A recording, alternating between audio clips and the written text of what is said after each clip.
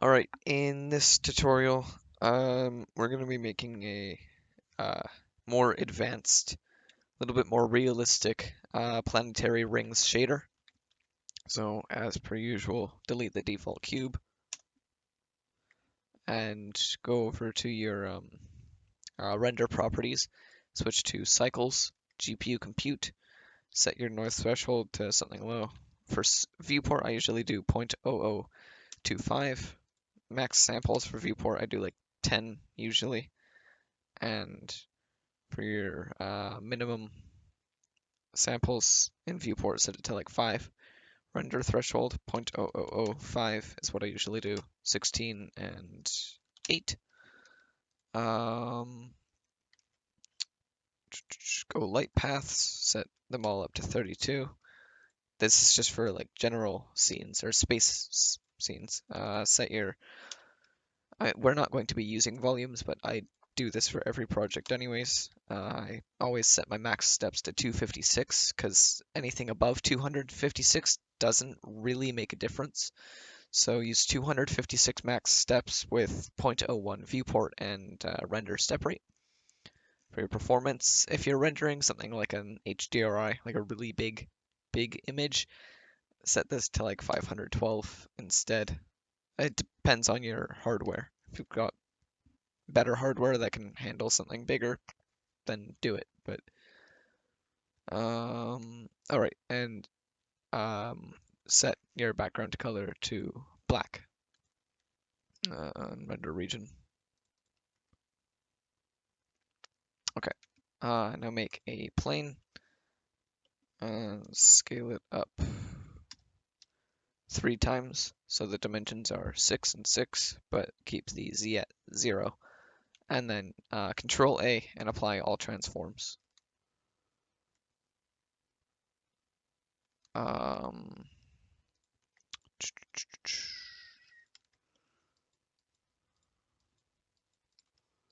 okay. Sorry. Okay.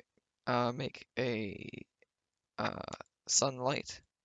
Set the strength to 25, angle of 0.5, max bounces set it to 256 as well, and uh, sorry, um, rotate it on the x-axis 80 degrees or so. And you're probably asking, why would we be using a plane for rings? Like in my last ring tutorial, I used a really high resolution circle, but there's no point in using that. We could just use shader tricks to make it appear like a circle instead, and we don't need the extra geometry. So go to your shading tab and just clear out all of these, everything you don't need. Give this material, call this rings. I'm also gonna rename my object and also call it that in here. Boom. Go to rendered mode or rendered view. And what do we need to do? Right, we need to make a ring texture. So delete this and grab a vector math length node. That is a very important part of all of this. And just hook that up into object coordinates, like so. And actually group this and call this value shadow. Make a new one up here, call this color, and obviously set this to a color output. Keep this as vector, because that's what it is. It's a vector, sorry. Anyway, let's just plug this into the color for now, and switch this to color. And call this group rings texture. our ring, no, just ring texture. This is fine.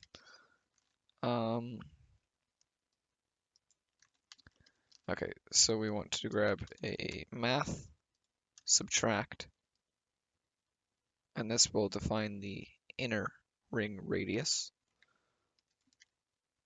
So for inner ring radius, I'll set mine to like 1.25. Because in the last planet tutorial, we made the, or not, I don't think it was the last one, was it? No. In the planet series, the radius of our planet was 1. So, you would probably want your rings to be larger than your planet, not going through them. And then grab a divide node, and then grab another subtract. And here, just grab a value. Call this outer ring radius. Or sorry, this is our inner ring radius. Set this to 1.25, plugged in there. Duplicate this outer ring radius. Put that there. Put this here.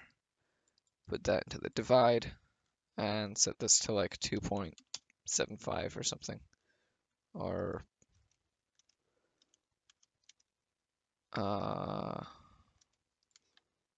yeah, 2.75 should be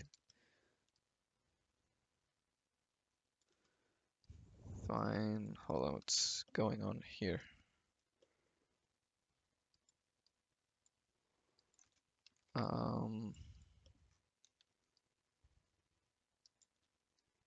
Oh, opposite way maybe.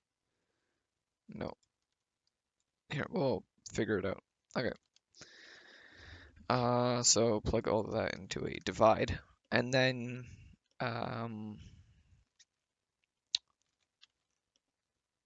grab another value. Just set this to, or call this ring detail scale. Set it to 1 here. Grab a multiply it by 5, put it in there, and just leave that alone for a while. And then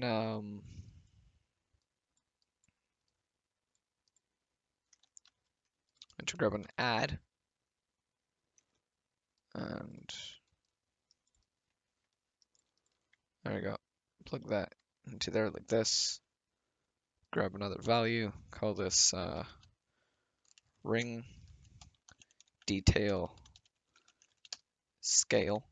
Oh wait, not, what am I trying to do? Ring seed, sorry.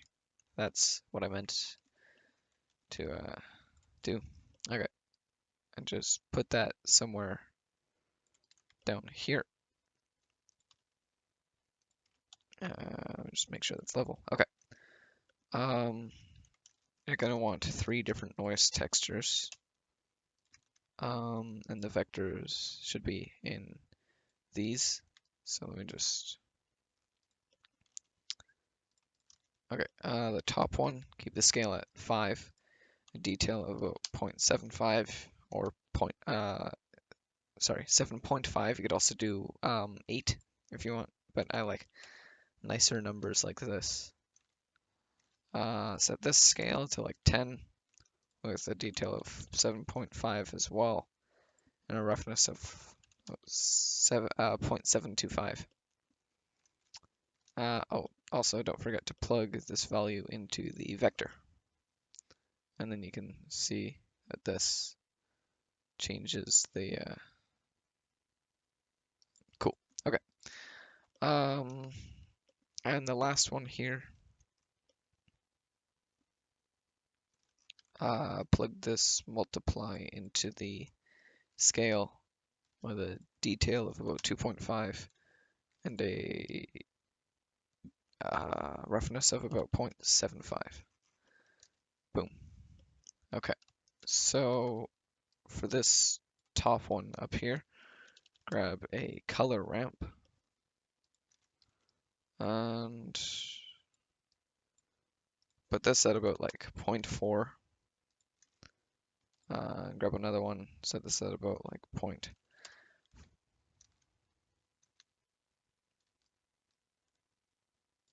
0.465 should work. You want another one at about, let's do 0.6 or 0.595. Well, I want a little bit more, so yeah, 0.595, and bring this one over to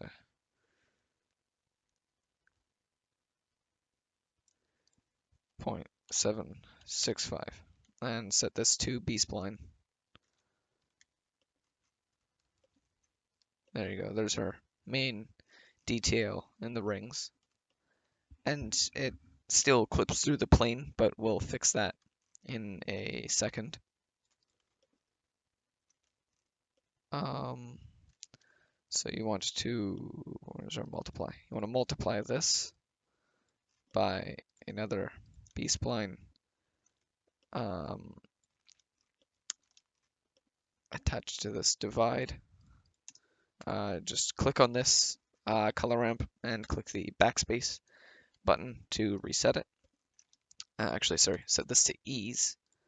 Put the white one at 0.5, put another one here, set the value to 0, set that at 1, and plug that into there. Boom.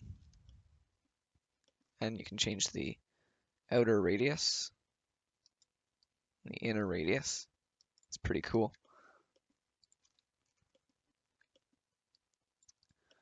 Okay, now let's do color.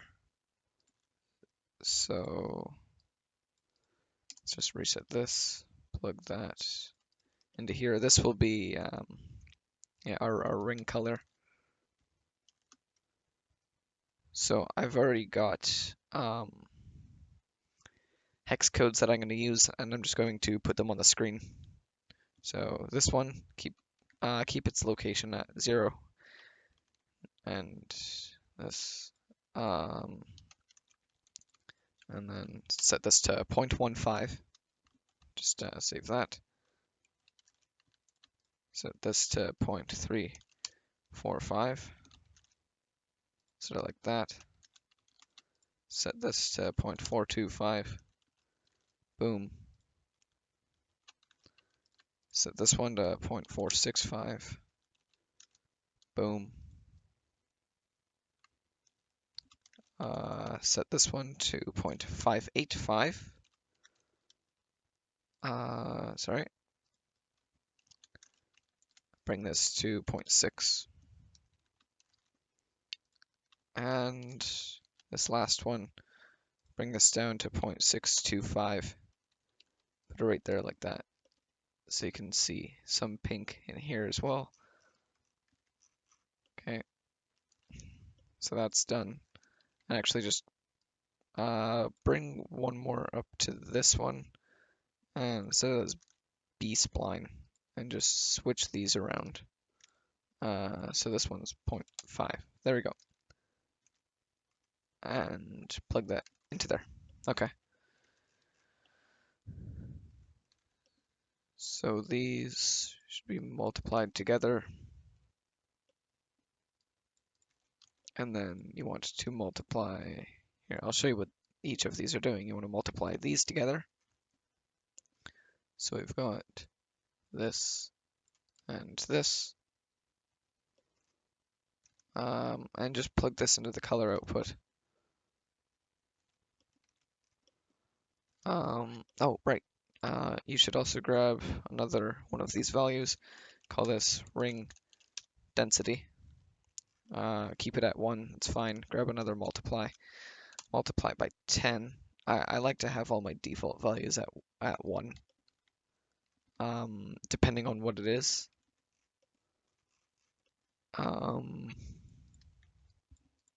So you should be left with these.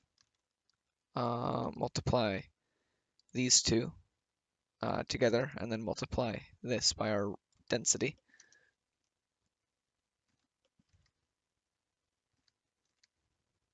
And then multiply, oops, sorry, multiply this by our 2 right here, and plug this into shadow. There we go. So that's the shadow, that's the color. That's the shadow mask, sorry. And this is the color. So now what we do, I mean, if you want, you can grab a hue saturation value node and grab a value node. Call this hue, and this one saturation. Set this to 0.5, saturation to 1, just plug it in here. Doesn't really matter, you don't have to. I like to.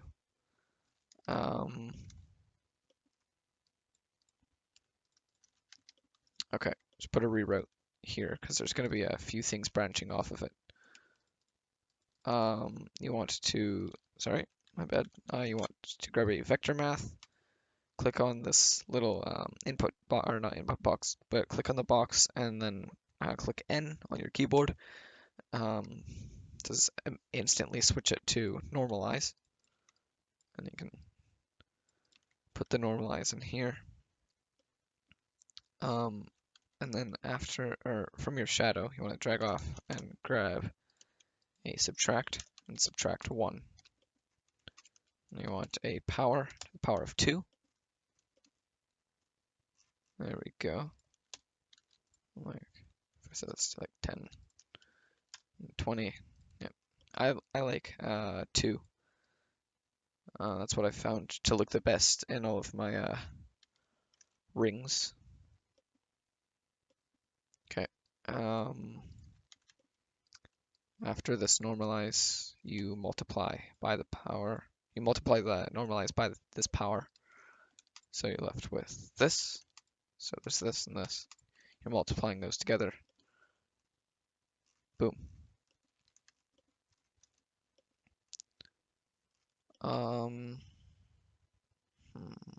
What are we gonna do after that? Should we?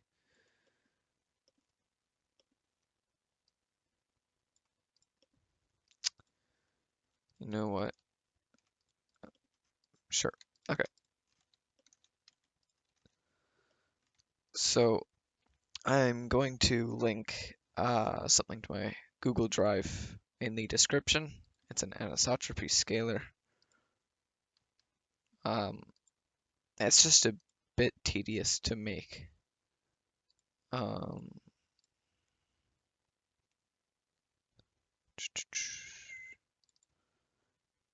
It's in here. Hold on. Actually, you know what? Before I do that, I'm going to get rid of the sun and clean up all unused data blocks, and then append this node tree. Anisotropy scalar. Okay.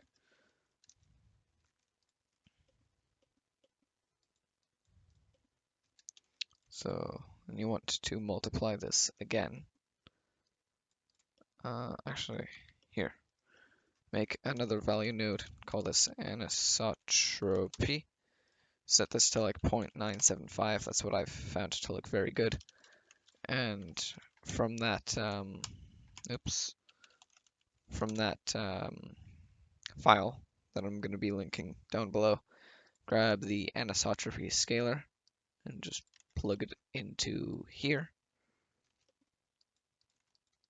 Then you want to grab a vector math scale and just scale it by like 7.5. Yeah, plug it into there. You want to grab 2 multiplies, vector math multiply plug both of those into there like that. Okay. Grab a combine XYZ and plug it into these. And then grab another value node, and we'll call this the shimmer brightness. I'll set it to 1, and then okay.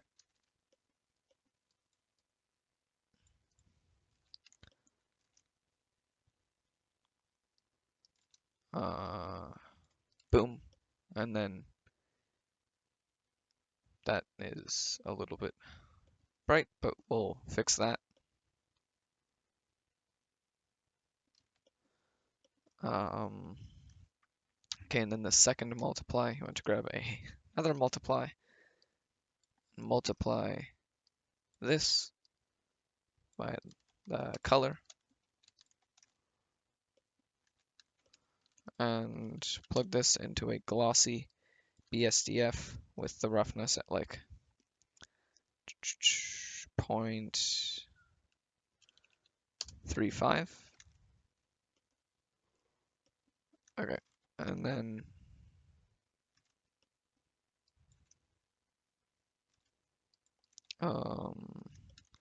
grab another vector scale and plug this multiply into the vector scale and set the scale to like 0.15. Should be good. Okay. 0.15. Here, hold on. I'm just referencing one of my other blend files.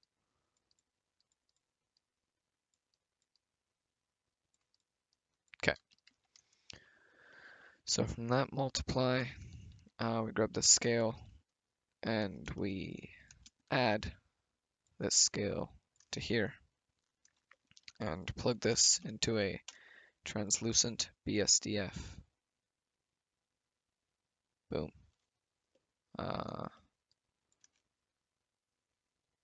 And then grab 2 add shaders.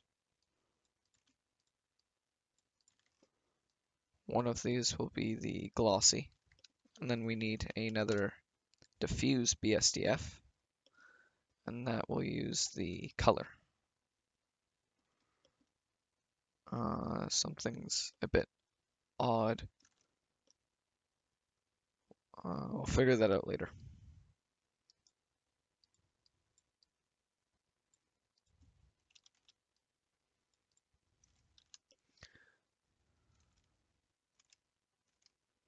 Those are all fine. This is multiplying the color. Yeah, it all looks fine so far, but we're not even close to, well, no, we're approaching being finished. Oh yeah, and if you change the shimmer brightness down, obviously it changes the shimmer brightness.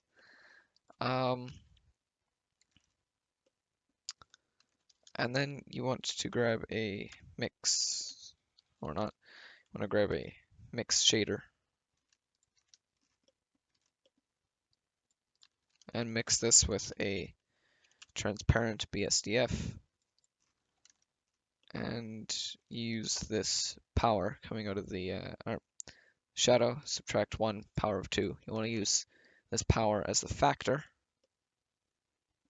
and you are left with some very nice looking rings. They've got really nice shimmer, very accurate as well. Yeah, you can change the hue and whatnot. And the anisotropy, the higher this is, like if I set this to like 0.999, oops, 0.999, you kind of see what that does. If I set this to 0.6, right, you can kind of get an understanding of what it's doing. 0.975. Shimmer brightness obviously controls the brightness of the shimmer, and you can group this up all into a node group. I wouldn't recommend changing that, but here we'll make a test planet so you can see how this would behave with a planet. So spherify it. Boom. Shade auto smooth. Dimensions, set all of these to 2. Apply all transforms, and then go to your normals. Set the auto smooth to 180 degrees. Go to edit mode 3, and then select all. 3 for face select, and then select all. Click Alt N, and then reset vectors. And then you can kind of see how this would react as a planet. Also, if you increase the density, all right, that'd be in here. And obviously you can, set up controls for all of this in the node group. But if I change the density,